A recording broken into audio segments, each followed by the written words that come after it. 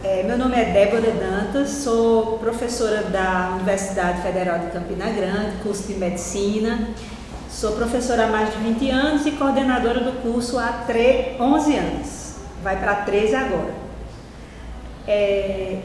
Clésia me convidou gentilmente para vir aqui falar um pouquinho sobre minha experiência com a dependência química para vocês. Então, a gente, olhando ali no que as meninas falaram, elas falaram um pouquinho sobre droga, tá? Então, a gente pensa assim, o que é droga, pessoal? Vocês têm uma ideia? Uma aspirina é uma droga. Um melhoral infantil é uma droga. Então, droga é toda substância que não faz parte do organismo, que uma vez colocada em contato com o mesmo, faz reações químicas que levam a algumas ações, né? Levam a melhora do problema, levam a outras manifestações. Droga psicoativa é aquela que atravessa a barreira do sangue para o cérebro. Não são todas as drogas que fazem isso, mas algumas fazem. Exemplo, o diazepam, que a gente toma como calmante, tá? Os antidepressivos também, o citalopram, outras drogas como a paroxetina, fluoxetina, também são psicoativos. Os antiepiléticos, tipo, por exemplo, o Gardenal, vocês conhecem, né? Também, eles são psicoativos também. E ainda uma terceira classificação, que são as drogas psicoativas causadoras de dependência. Aí começa o problema. Ela, além de ir para seu cérebro, ela vai formar reações cerebrais que vão causar dependência química, tá, gente? Então, essa dependência, ela pode ser caracterizada por alguns atos. Uma procura incessante e frequente pela droga, não poder abandonar a droga, porque vai se ter vão ocorrer certos problemas na pessoa, tipo depressão, ansiedade, medo, várias coisas que nos levam a voltar a procurar a droga. Isso que se chama abstinência. E um terceiro fator, pessoal, é que o organismo vai se acostumando àquela quantidade de droga, de forma que a pessoa vai ter que ir aumentando frequentemente a droga para suprir os mesmos efeitos da droga inicial. Então, isso tudo se encaixa na droga lícita chamada tabaco. Eu comecei meu trabalho na UFCG, eu ainda menina, já me interessava, era um tempo de 60, por aí, a década de 60, onde todo mundo fumava. Aí depois 70, todo mundo fumava e começava a usar outras drogas. 80, final da década de 80, 89, começou um trabalho no Brasil de controle ao tabagismo, controle do tabagismo. Em 89 nós tínhamos 34, alguma coisa, aproximadamente 35% da população de fumantes, que naquela época correspondia a 25 milhões de pessoas, tá? Com o advento das campanhas antitabagismo, algumas foram eficazes, outras não, a população adulta fumante começou a diminuir a quantidade de cigarros e a parar de fumar. Hoje nós temos em torno de 14%, alguns autores dizem 10% da população do Brasil de fumantes, que equivale aos mesmos 25 milhões de pessoas, que a população cresceu. A população cresceu, mesmo havendo uma queda do percentual de fumantes, a população aumentou. Então, gente, olha, o tabagismo, o tabaco foi encontrado aqui na América do Sul, no tempo do descobrimento, né, pelos portugueses, pelos espanhóis. Era uma planta da América do Sul utilizada pelos índios em sessões religiosas naquela época. E eles utilizavam o tabaco para ter alucinações.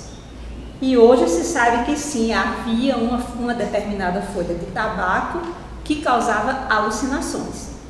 Então, por ser uma droga oficialmente livre, né, uma droga que qualquer criança pode comprar, vocês sabem que no Brasil tem uma lei na qual é proibido vender cigarros a menores de 18 anos? Você, para comprar cigarro, você tem que apresentar a identidade. Então, menos de 18 não se pode comprar.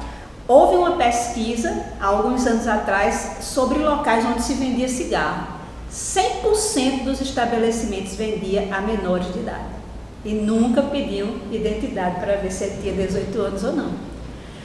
A outra lei, existe outra lei que a partir de 89 para cá, 89, 2001, 2002, começaram leis mais rigorosas e aquela campanha anti-fumo que a gente via na televisão, nas carteiras de cigarro, etc. E nessa outra pesquisa, 100% vendia a menores, né? E nessa outra pesquisa, ela mostrou que os menores ou pessoas que lidavam com a plantação de tabaco, só de pegar na folha já ficavam doentes. Então não é necessário tragar, não tragar, qualquer produto derivado do tabaco, ele causa uma dependência muito grande. Comecei a estudar há mais de 20 anos sobre tabagismo e na minha vida profissional toda me interessei. E penso que deve ser muito, e realmente foi confirmado, mais fácil evitar que o adolescente entre do que depois tentar tirar. Então, evitar que o adolescente entre. Hoje o tabaco ele é considerado uma droga pediátrica, porque 90% das pessoas ou mais começa antes dos 19 anos de idade. Pensei, vou fazer um projeto nas escolas para explicar o que é o tabaco. É uma droga que causa maior dependência do que por exemplo, crack e a cocaína e o álcool. Então, o tabaco é altamente viciante. Outra coisa, o tabaco, o uso dele e a frequência com que se usa e o tempo de uso é infinitamente superior a outras drogas.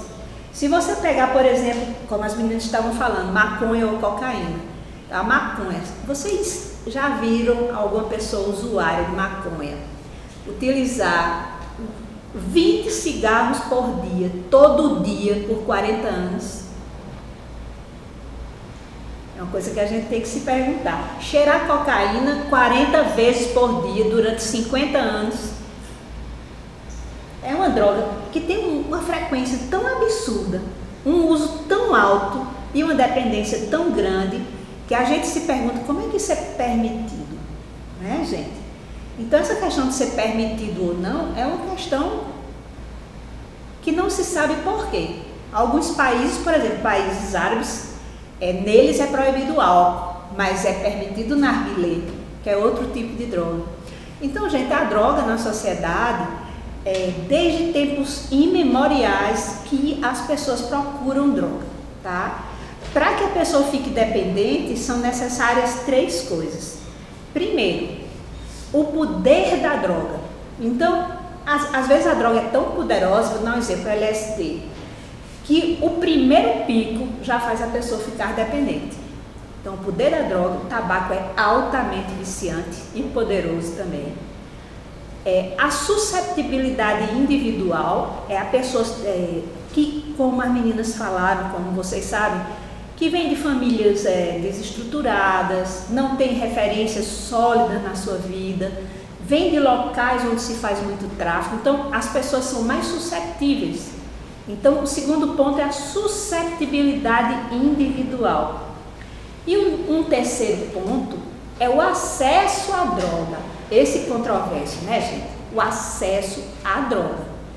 Quanto melhor, mais fácil for o acesso à droga, mais chance o indivíduo tem de ficar viciado.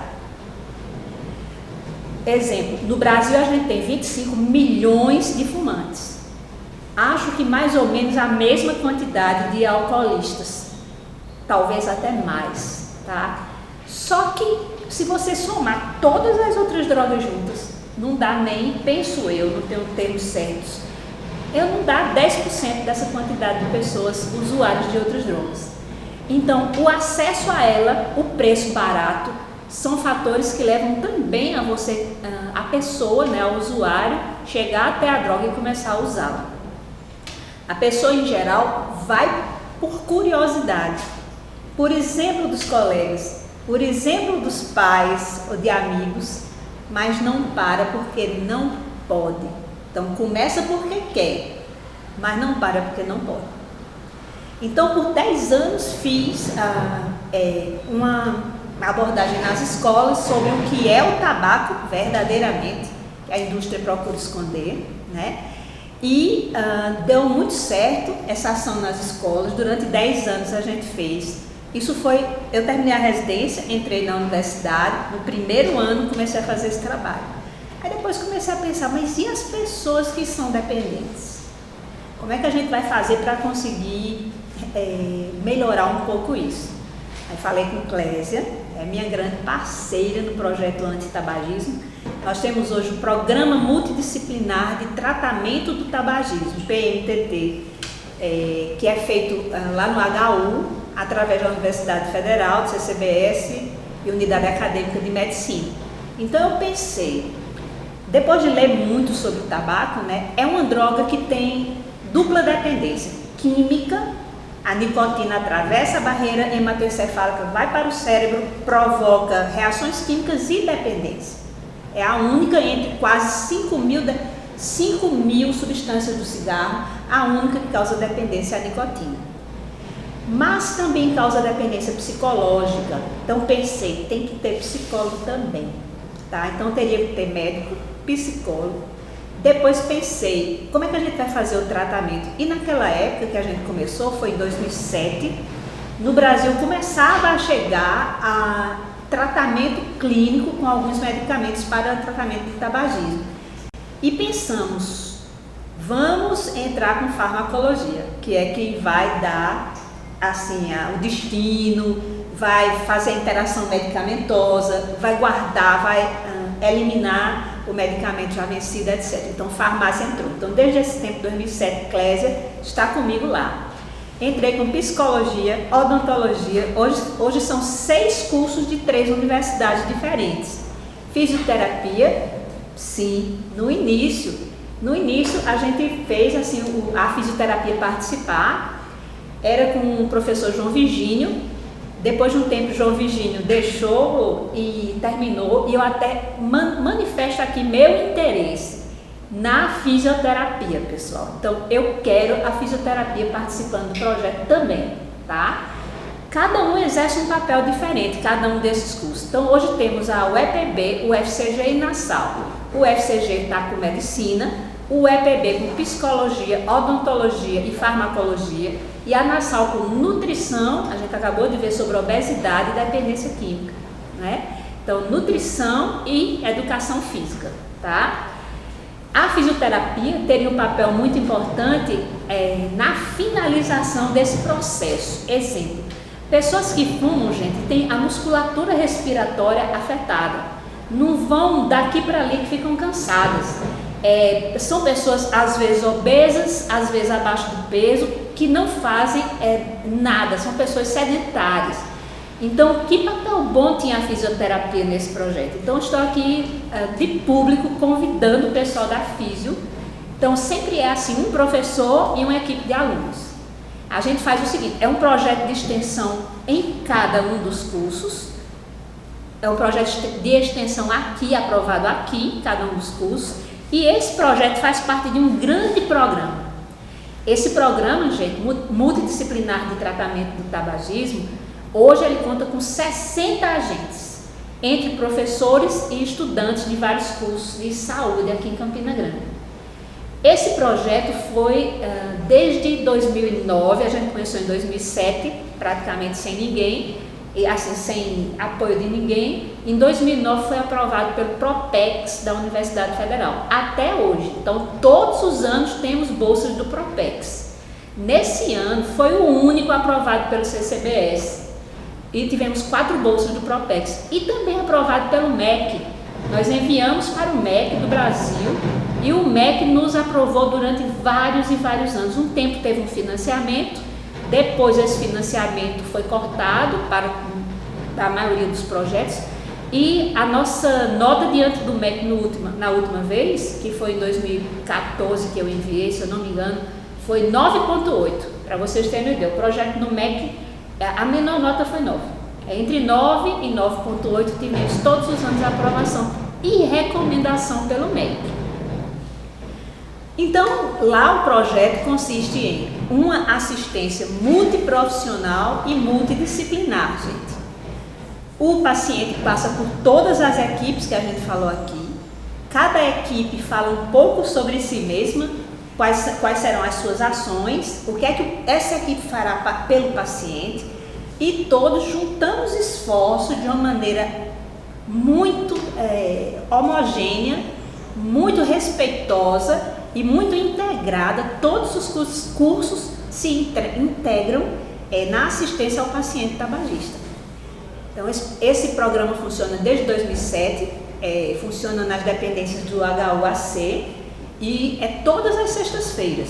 Quem quiser participar, dá uma olhadinha lá.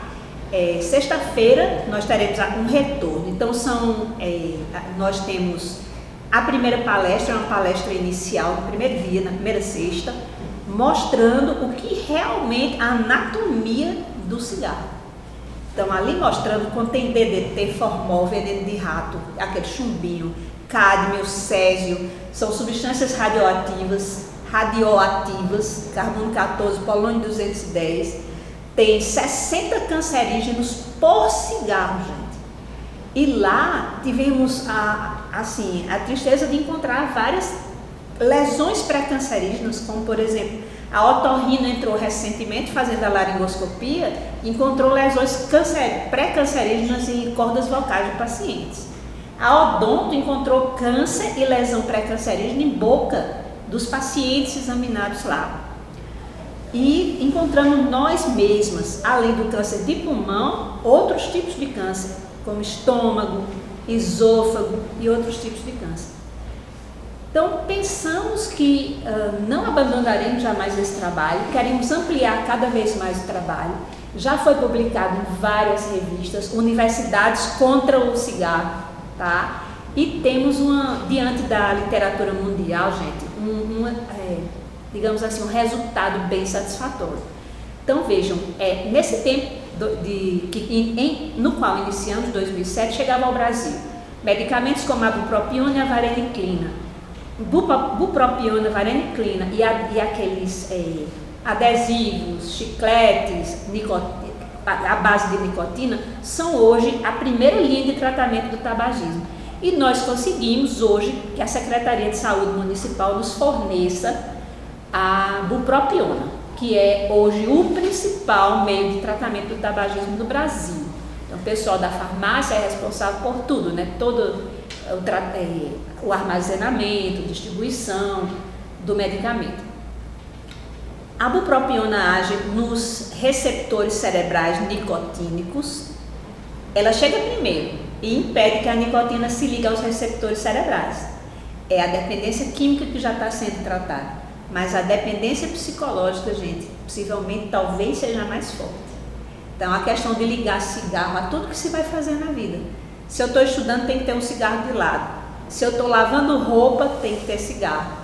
Uma me falava, doutora, se eu for tomar um banho, tem que colocar um cigarro assim em cima do box. Porque o cérebro vai fazendo links, ligações que na verdade não existem, tá? E a gente mostra a esses pacientes que toda dependência química, gente, para encerrar, se fosse consciente, a pessoa parava. Porque você pensa, eu sei que faz mal, o cigarro mata, o cigarro causa doenças irreversíveis e gravíssimas. E por que eu não paro? Por que é que tem que ir lá no programa para pedir ajuda? De cada 100 pessoas que fumam, 80 querem parar, mas só 3 conseguem parar sem ajuda. Então são 77 que precisam de ajuda em cada 100. Não é consciente porque eles sabem que faz mal, mas não podem parar pela dependência química e psicológica. Então nós temos que dar uma ajuda a esses pacientes através de quebra desse automatismo. É uma coisa automática, subconsciente, que não se consegue parar apenas sabendo que faz mal. Então, temos hoje, na literatura mundial, com a bupropiona, entre 28% a 29% de sucesso de abstenção em 6 meses. No nosso projeto temos aproximadamente 40%, contando que as pessoas que saíram antes de 3 meses são fumantes. Porque é o seguinte, nós temos 3 meses de tratamento. Aí fizemos uma pesquisa com 700 fichas, hoje temos 800 fichas de pacientes lá. E a gente fez uma pesquisa. As pessoas que permaneciam até o último retorno, em cada retorno fizemos um percentual de abstinentes. No último retorno deu 85% de abstinência, que é algo inacreditável em se tratando de tabagismo.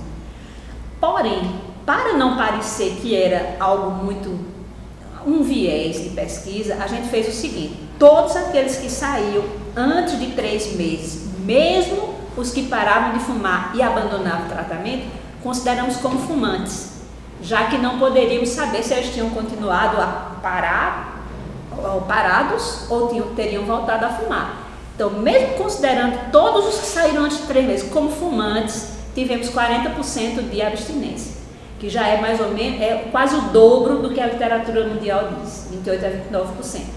E considerando retorno a retorno, tivemos retorno, o 6º retorno, que é o último, 85% de abstinência, que é algo muito interessante na literatura mundial. Então, gente, estou aqui à disposição para esclarecer alguma dúvida e convido especialmente, Deus sabe o que faz, né? O curso de fisioterapia, que era aquele que eu queria convidar mesmo, para participar desse projeto, desse programa, grande programa, tá? Então, vocês teriam que convidar um professor de vocês que esteja interessado em dependência química e entraríamos com mais um curso, que é o curso de fisioterapia.